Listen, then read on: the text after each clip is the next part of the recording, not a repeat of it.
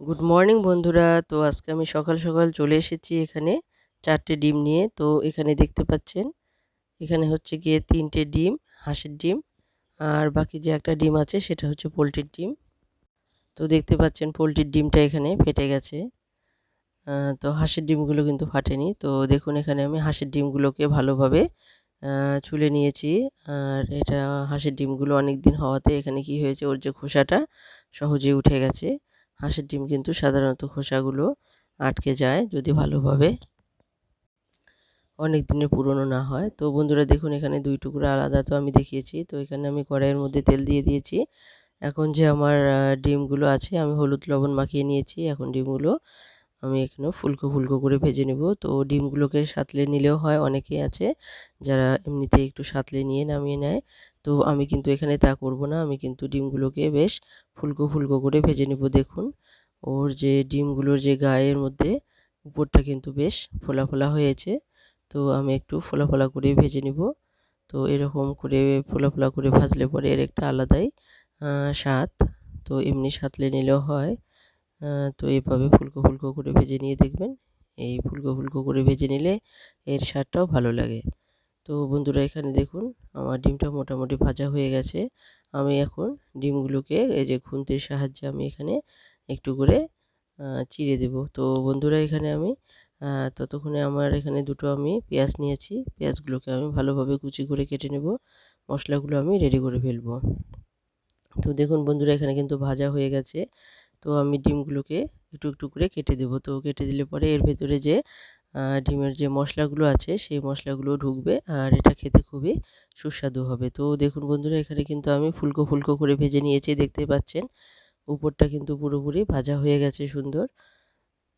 তো এখানে দেখুন এখানে আমি পেঁয়াজ দুটোকে কুচি করে কেটে নিয়েছি, আর সাথে নিয়েছি 4টে কাঁচা লঙ্কা।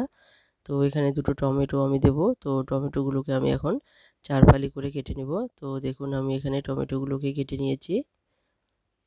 তো দেখতে পাচ্ছেন আমি এগুলো 4 ফালি করে কেটে নিয়েছি। তো এখন আমি টমেটোগুলোকে হালকা ভেজে নেব।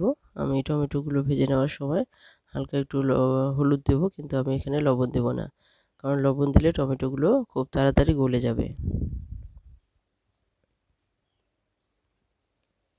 তো বন্ধুরা দেখতে পাচ্ছেন এখানে টমেটোগুলো আমি ভাজা করছি। তো বন্ধুরা আপনারা কে কে হাঁসের ডিম খেতে ভালোবাসেন অবশ্যই কমেন্ট করে জানাবেন। তো আমি অনেক দিন পর হাঁসের ডিম আজকে রান্না করছি।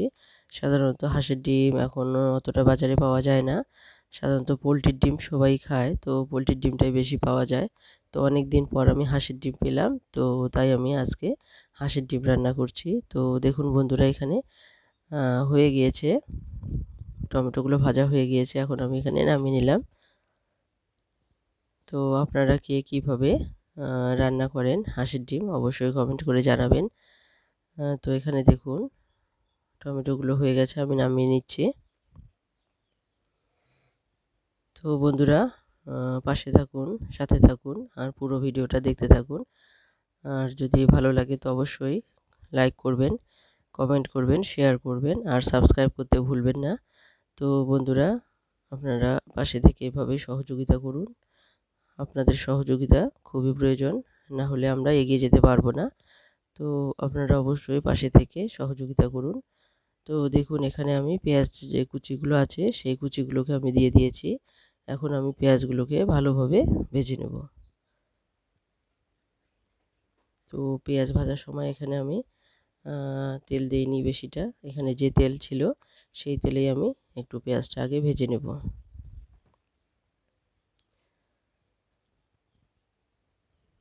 তো বন্ধুরা কে কে আপনারা হাঁসের ডিম খেতে ভালোবাসেন সেটা অবশ্যই কমেন্টে জানাবেন। আর যদি ভিডিওটা ভালো লেগে থাকে তো অবশ্যই সেটা কমেন্ট করবেন, আর যদি কোনো ভুল ত্রুটি হয়ে থাকে তো তবে সেটাও কমেন্টে জানাবেন। তো দেখুন এদিকে আমি মশলাগুলো রেডি করে নিয়েছি। এখানে জিরা গুঁড়া নিয়েছি আমি হাফ চামচ। তো এখানে আমি আদা বাটা নিয়েছিলাম 2 চামচ, আর হলুদ গুঁড়া নিয়েছিলাম হাফ চামচ, আর কাশ্মীরি লঙ্কা গুঁড়ো নিয়েছিলাম হাফ চামচ। তো বন্ধুরা এখানে দেখুন আমার পেঁয়াজগুলো ভাজা হয়ে গিয়েছে। তো এখানে আমি কিছুটা পরিমাণ নামিয়ে নেব পেঁয়াজ, পুরোপুরি পেঁয়াজগুলো দেব না, আর কিছুটা পরিমাণ থাকবেই। তো এর মধ্যে আমি এখানে নামিয়ে নেব কিছুটা তো পেঁয়াজগুলোকে আমি একটু লালচে করে ভেজে নিয়েছি। তো পেঁয়াজগুলো যে একটু বেশি করে ভাজলে পরে এর যে ঘ্রাণটা, সেই ঘ্রাণটা খুবই ভালো লাগে। আমার পেঁয়াজ ভাজার ঘ্রাণটা খুবই ভালো লাগে। তো আপনাদের কার কার ভালো লাগে অবশ্যই কমেন্ট করে জানান। তো দেখুন বন্ধুরা, এখানে আমি আরও বাকি যে আছে সেখানে আমি একটু তেল দিয়ে দিয়েছি। আর এখানে আমি সোমবারে দিলাম কালো জিরা। তো কালো জিরে দিয়ে আমি সাধারণত যে কোনো সবজিতে বলতে যেটাতে দেওয়া যায় সেই সবজিতে আমি কালো জিরা দিই। কালো জিরা খাওয়ার একটা উপকারিতা আছে, যার জন্য আমি সাধারণত কালো জিরাটা ইউজ করি বেশিরভাগই। তো দেখতে পাচ্ছেন এখানে কিন্তু আমার যে মশলাগুলো ছিল সেগুলো আমি দিয়ে দিয়েছি। আমি সেটা আগে জলে গুলিয়ে রেখেছিলাম, কারণ শুকনো যে মশলা গুঁড়োগুলো আছে সেটা আগে থেকে জলে যদি গুলিয়ে রাখা যায় তাহলে এর যে মশলাগুলো যে আছে তো অনেকটাই মশলাগুলো আহ, গুলে যাওয়ার জন্য এখানে কড়াইয়ে কিন্তু লেগে যায় না, আর এটা পুড়েও যায় না। তো বন্ধুরা এখন কিন্তু আমি স্বাদ মতো লবণ দিয়ে দিলাম। লবণ দিয়ে দিয়ে আমি এটা ভালোভাবে কষিয়ে নেব। তো মশলাগুলো কষানো হয়ে গেলে মশলার থেকে যখন তেল ছাড়বে তো তখন আমি এখানে জল দিয়ে দেব। তো বন্ধুরা দেখতে পাচ্ছেন আমার কিন্তু কষানো হয়ে গেছে। এখানে যে মশলাগুলো আছে সেই মশলার থেকে কিন্তু তেল ছাড়ছে, দেখাই যাচ্ছে, দেখতে পাচ্ছেন আপনারা। তো মশলাগুলো মোটামুটি আমার কষানো হয়ে গেছে। এখন আমি এখানে জল দিয়ে দেব। আমি যে বাটি দিয়ে মশলা দিয়েছিলাম সেই বাটি দিয়ে আমি 1 বাটি পরিমাণ এখানে জল দিয়ে দিলাম। আমি এখানে বেশি জল দেব না, কারণ আমি এটা মশলাগুলো আমি গায়ে মাখা করে নেব। তো দেখুন কত সুন্দর কালারটা হয়েছে। তো বন্ধুরা অবশ্যই পাশে থেকে সহযোগিতা করুন, অবশ্যই সাবস্ক্রাইব করবেন, লাইক করবেন, কমেন্ট করবেন, আর আমাদেরকে সহযোগিতা করবেন এগিয়ে যাওয়ার জন্য। তো বন্ধুরা দেখুন এখানে যে ডিমগুলো আছে সেই ডিমগুলো আর টমেটো ভাজাটা যে আমি রেখেছিলাম সেই টমেটো ভাজাটাও আমি দিয়ে দিলাম। তো টমেটো ভাজাটা কিন্তু আমি আগে দিইনি, কারণ টমেটোগুলো আগে দিলে গলে যেত। তো আমি চেয়েছিলাম যে আজকে টমেটোটা আমি একটু গোটা গোটা টাইপেরই রাখবো, তো এটা গলিয়ে দেব না। তো দেখুন বন্ধুরা আমার কিন্তু এখানে কারিটা পুরোপুরি রেডি হয়ে গেছে।